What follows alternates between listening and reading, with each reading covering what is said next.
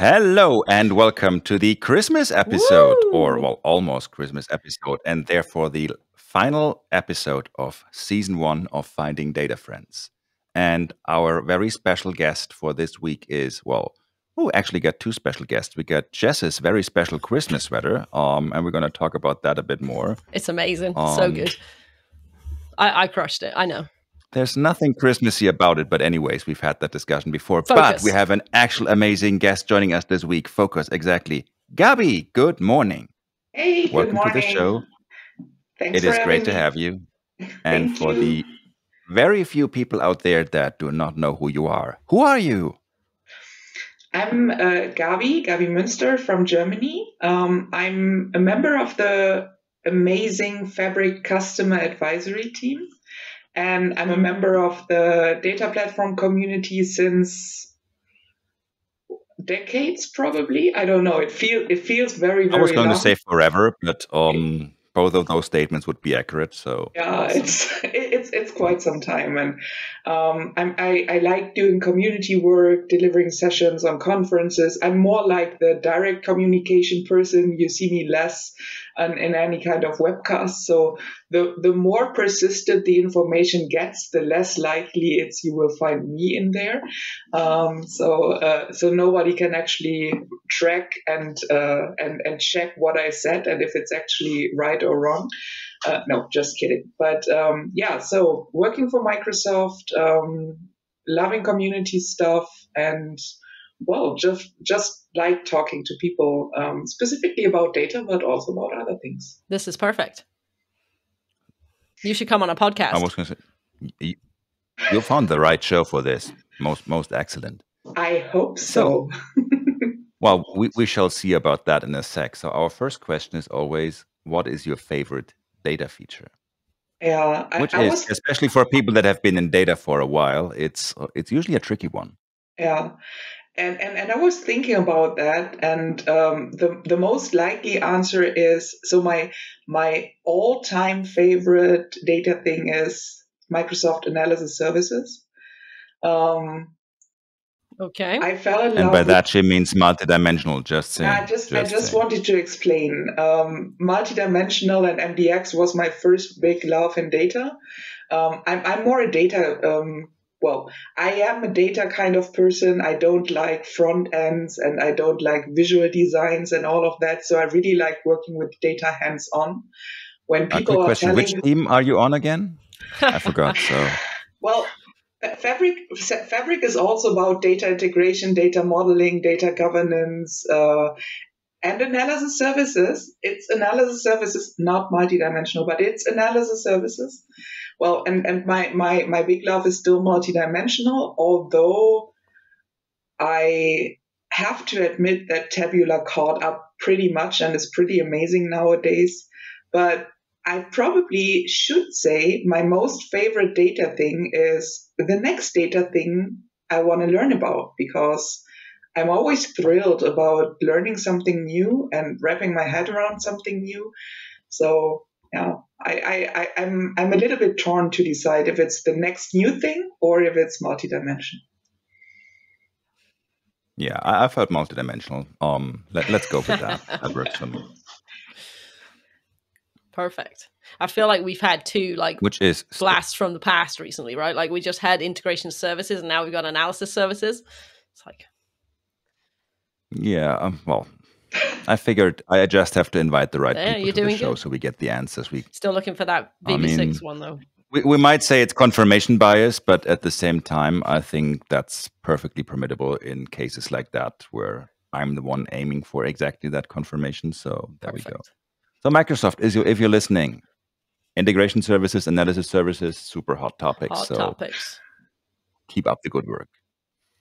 I mean, see, they may not be super hot, but at the same time, do you want your food to be like super hot, or do you just want it to be like at a? Oh, that's true. I hate it when it comes perfectly out comfortable and temperature. you immediately try and eat it and burn your mouth. I do it every time. See, smart. You mean hot like hot wasabi mustard sauce? Oh. Too hot. Too hot. Exactly. However, wasabi mustard sauce is a thing of the past because it got upgraded to Dragonfire Butter, if I remember correctly. Yeah. I What? think that was a sequel. But that's too So, hot for me. you don't know that No. story? So it's one of my favorite stories. Perfect. Story time with Ben. so, New podcast. Exactly. So one of our friends from the community, let's just call him Patrick. Okay.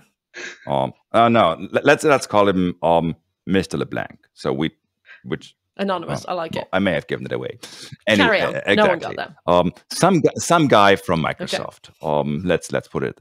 So, and it was at the PASS Summit. I'm going to say 2017 or 2018. I think it was either of those. 2018. And that anonymous person that we're going to call Patrick, Tim Mitchell, myself, and I think a couple of others may have been sitting at a bar talking about. And Patrick was mentioning that he's going to be in the keynote the next day. And then Tim and I were thinking about something that he has to mention in the keynote.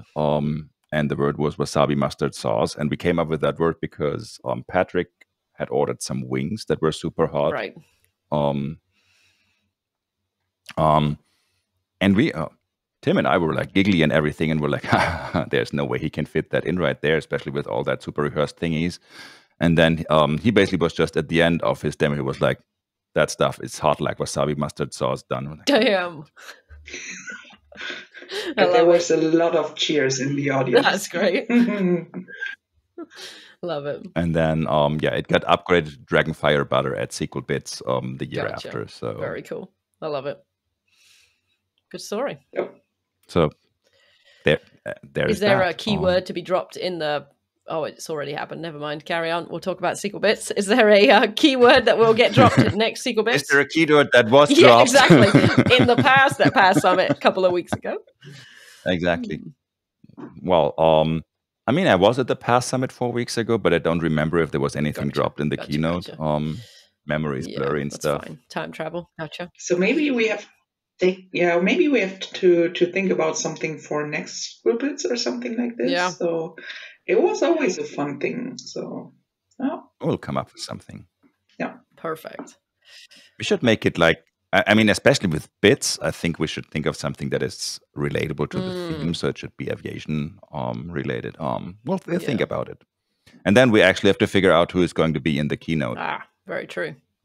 That is one important piece of the puzzle. Well, let's ask all of our many watchers of this podcast to put in the comments what they think the keyword should be for the Sequel Bits community keynote. That's a great idea, Jess. I like that. Great. Interacting with our fans also. I was crushing it. Amazing. Most excellent.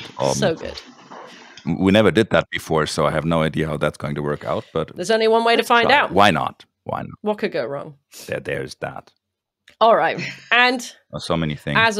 As a professional segwayer, Gabi, what's your favorite non-data thing? That's also well. I can tell you what my favorite thing is that went with me like a long time before my body actually made me reconsider. So I love playing basketball. I played basketball for over 20 years. Amazing. I played it in every kind of state, from heavily injured to completely fit, and my body is paying me back now, so I cannot do it any longer. That still makes me sad most of the time. My other favorite thing is like reading book, or if I don't have enough time, listening to audiobooks. I actually got to that when I was traveling a lot, and that's still something I love very much. So that's reading, like not only about data, sometimes about data, but mostly about fantasy and all of that. So very cool. I like leaving reality for a little bit and just imagine I'm somewhere else. That perfectly describes the big data cluster book. So what was that thing you mentioned? Ouch. It's okay, Ben. I feel your pain on the. It's almost like talking about Visual Basic. It's Ben sometimes mentions crazy words. I just cannot imagine what he's talking about. I mean, both of them were core topics at the past summit keynote. That part I do remember. So, well, I never worked with big data clusters, but at least I worked with Visual Basic in the past, Ben. So, what do you mean past? in my personal history, it was quite long in the past. It doesn't mean there is not people working with it today, but it's not me. Mm-hmm. I see. Uh-huh. This makes me sad. I'm sorry about very that. I never want to make you sad. Yeah, But people I'm keep honest. saying that, but then they mention stuff like, "Oh, I've never worked with BDC." I mean, if more of y'all had worked with BDC, we wouldn't be where we are. True, probably true. Yeah. And see, the bad thing is, whenever people start talking about BDC, I'm kind of losing my appetite. So finding a segue into our final question about your favorite food, I don't know how that could even be done, but maybe you got some comfort food for us that might cheer me up. Or something Christmassy, given the time of the year. I'm not, well, I definitely love Jess's Christmas hoodie or Christmas sweater. That's really great. I have to admit, I'm not a big fan of Christmas. About food stuff. We found the perfect guest for the Christmas episode. Yes, isn't it? It's. Did you plan this? But you didn't tell me it was the Christmas episode before. I could have thought about it. I could have. Gabi, we're live streaming this on December 22nd. What do you think this would have been? Yeah, I just wanted to mention, I could have thought it's the Christmas episode just because of the time of the year. But, it's, for me, Christmas starts on 23rd of December at so tomorrow. 6:30 p.m. when I remember I didn't buy any kind of Christmas present yet and wondering if I get through without buying any. So that's typically when Christmas starts for me. And if it would be my choice, it would end 30 minutes later with me deciding to just drop Christmas. But typically that's not what happens. Let's get back to the food stuff because I can talk more about food. And I told you I was a little bit indecisive what to talk about data and what to talk about my non-data things. It's even worse with food because perfect. There is not many things I don't like. So I was thinking on something which might be what might be special and what might be something I could point out which is extremely, extremely great. And I was thinking about smoked tuna. And I was thinking about the other Ben. So that was something really amazing I never ate before at any place I went to.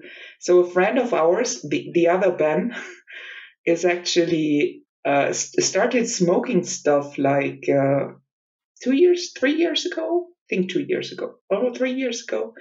And he did I think it was 3 years, somewhere during the pandemic. Yeah. And he did some really amazing smoked tuna, and that was so fantastically good. So sounds amazing. Interesting. Which reminds me that it's been a while since I've received such a package. So, Toby, if you're listening,